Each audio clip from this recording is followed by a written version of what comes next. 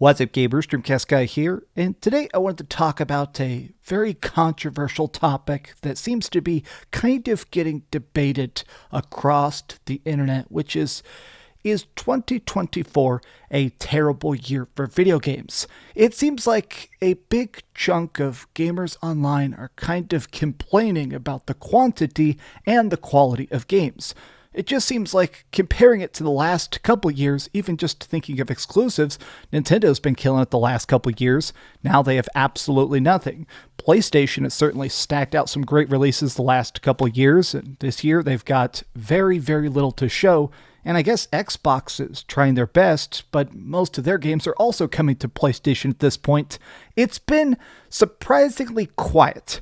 So I wanted to chime in and give my 2 cents and see what specifically has people so pissed about even the concept of this question. Okay, let's get into it. Hi, I hope you're having a great day. If you could, give this video a like and subscribe if you haven't already. So the original instigator of this question, at least according to my research, was actually my buddy Spawnwave. He just dropped this. I've been talking to some people, and I wanted to see what Twitter thinks. Does it feel like gaming is in a bit of a rut at the moment? Now, this actually got 9,000 votes, which is pretty freaking good. He tweeted this out 2 days ago, and you can see 62% of people said yes, 38% said no. It's pretty bonkers, but people are still sort of bringing this up and circling back on it even days later. And he actually did a follow-up poll over here on his YouTube account where he said, how do you feel about modern gaming as it currently exists? It's great. There's a lot to be excited about. It's okay. I'm playing games here and there, and it's boring. The industry is in a rut. Now, honestly, this poll definitely more nuanced. This is much more black and white since it's just yes, no. I think 99% of people are always going to say that things are good. I play games here and there. This is like the typical gamer answer. But I noticed that some people are straight up saying maybe having clickbait Spawnwave YouTube videos every day isn't good. Maybe having this constant need to drip feed a news cycle is bad. Play games, screw the gaming news. Okay, this in general is funny. Obviously, if you're a YouTuber, you're going to talk about the news. You're going to talk about hot games, especially if you are a gaming YouTuber.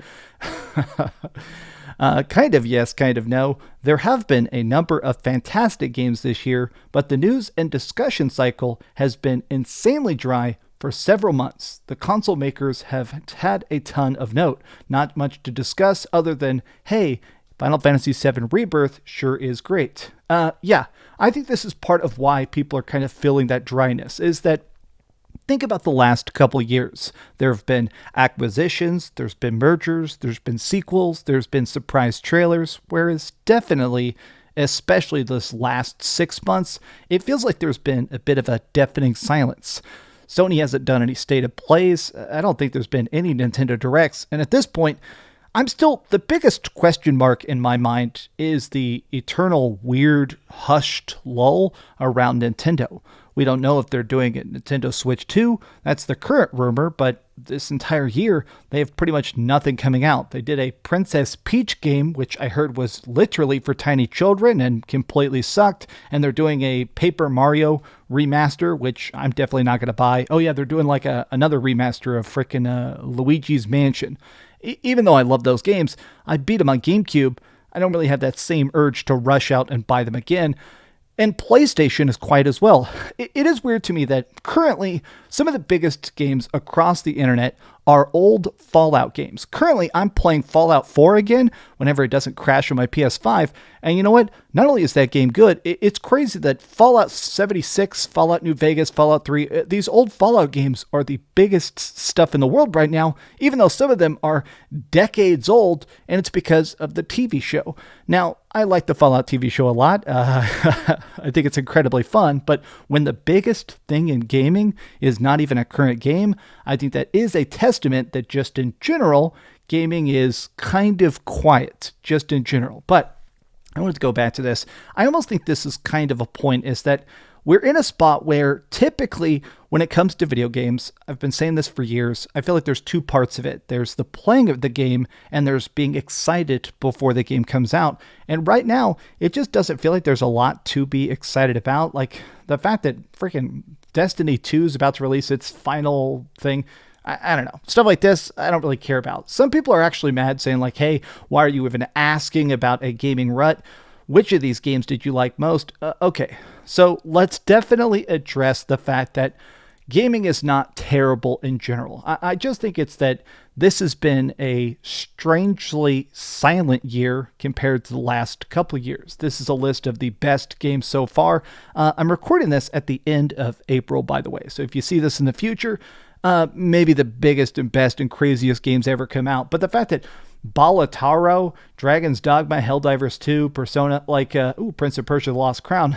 These are all very good games. I'm not going to deny it. My point is the fact that a lot of these are just not as recognizable. They're not as crazy hyped. Like the fact that the Pacific Drive, which does look cool, like zombie road trip roguelike.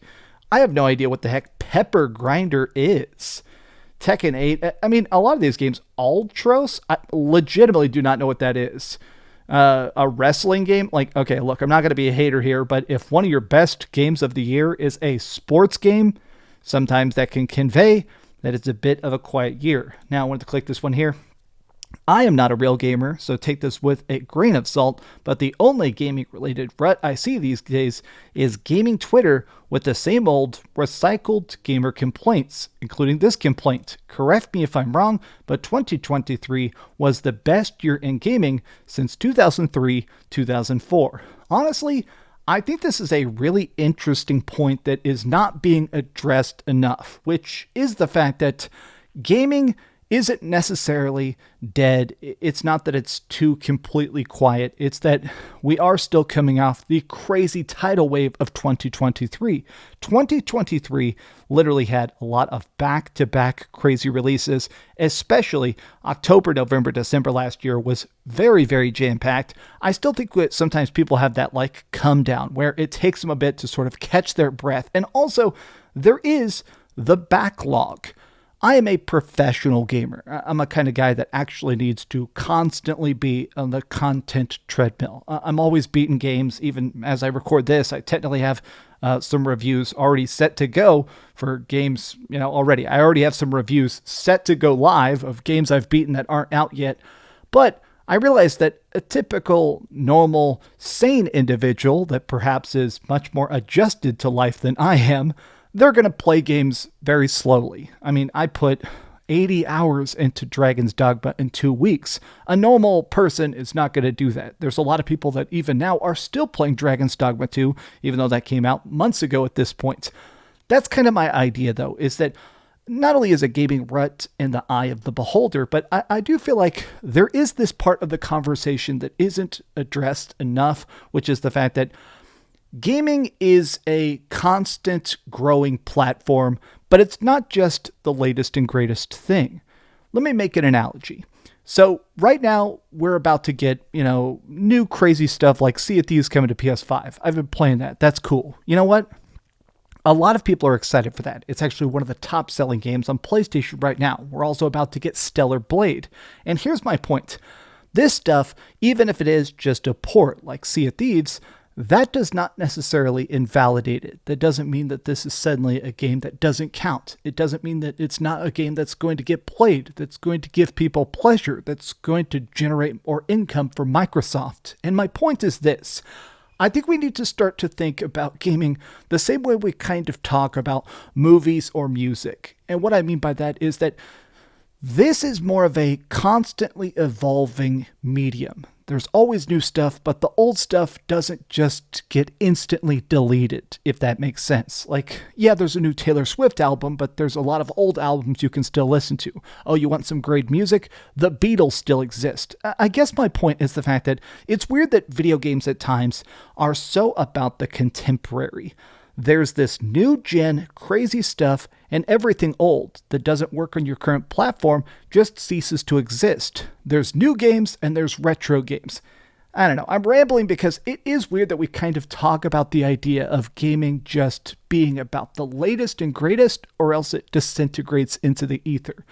I did see stuff like this. It's because y'all beat games with 150 hours of content in 2 days. Look, you know what? I'll totally admit it. I do this stuff a lot. Also, whoever this lady is, she does Berserk art. Oh my gosh, I'm probably going to buy that sticker. Heck yes.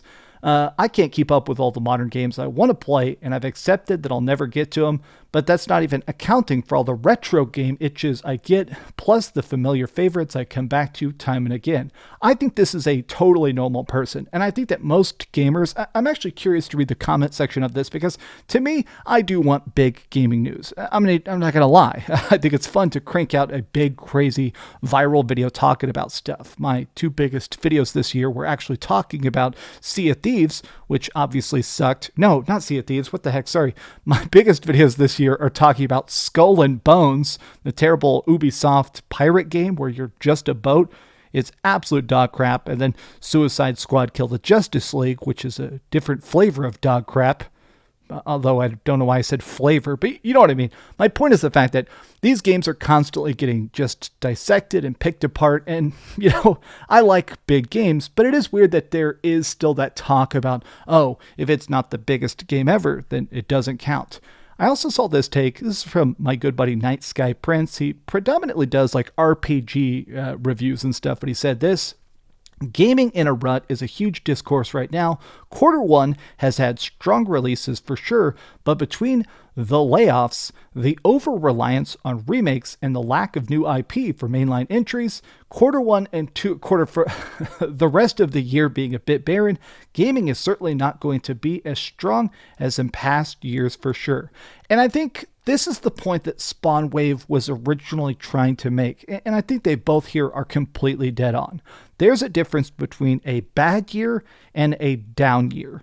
The industry is in a strange spot where, as game prices, making something now costs hundreds of millions of dollars, companies are constantly trying to restructure to figure out how to make a game more profitable with more marketing, with higher sales. And so that's part of why we keep getting so many sequels and remakes and stuff, or, you know, weird, very lazy ports at times that don't even run well. I guess I'm in a spot where I do wish there was big news. I wish there was crazier stuff happening, but it's difficult for me to get mad at the games themselves, if that makes sense. I put this slide in here because it cracked me up. Gaming is in a bit of a rut. Meanwhile, the actual state of gaming, where gamers be eating up the feast given us thus far, we can barely keep up. I do love this image, by the way. Yeah, okay. Gaming is not bad. Gaming is not dead. Gaming is not completely freaking destroyed. It's just in a different spot. This is why I don't mess with gaming Twitter. The yes is moronic. The last 2 years have been a dream. Look, this is the part that I feel like keeps coming up. We're going to leave it on this slide here. I've got more tweets, but let's end it here and just say the fact that I feel like this is the primary point. Gaming should be thought of more in eras. Like this entire console generation, people, of course, are comparing the PlayStation 5 to the PlayStation 4. And personally, I preferred the PS4 generation. It felt like we got games much more back to back. But to say that PS5 is dead or that PS5 has been underperforming is just simply not the case. I feel like PS5 has had a lot of very, very, very good games and a lot of instant classics like Helldivers 2, which are still being talked about, which are still getting bought, which are still getting played. This is just a different year. If you're looking for something to play, honestly, be open-minded. Take a look at sales. Take a look at games maybe from the last couple years. If there is stuff in your backlog you haven't gotten to yet, this is a good time for it. Personally, I'm excited to check out the latest and greatest stuff, but in these gaps and these tiny dips, I guess I never feel neglected. It always feels like there is something cool to play or something classic to replay. But these have just been my off-the-cuff thoughts about the state of the industry. And what do you guys think about that? Does this just seem like a bunch of fluff and nonsense? Tell me your thoughts in the comments down below. And if you enjoyed this video, be sure to give it a like, subscribe if you haven't already, and please keep dreaming. And if anybody watches this to the end of the video, just say Pokemon Scarlet's the best Pokemon, in the comment section so I know you watched my entire 15-minute video. My God, I love rambling about video games too much. Thanks so much for watching that video. If you want to see something else, you can always click this link to see what I put up last, or, subscribe and see what's coming up next. Also, I promise that whatever I do, it'll try not to suck.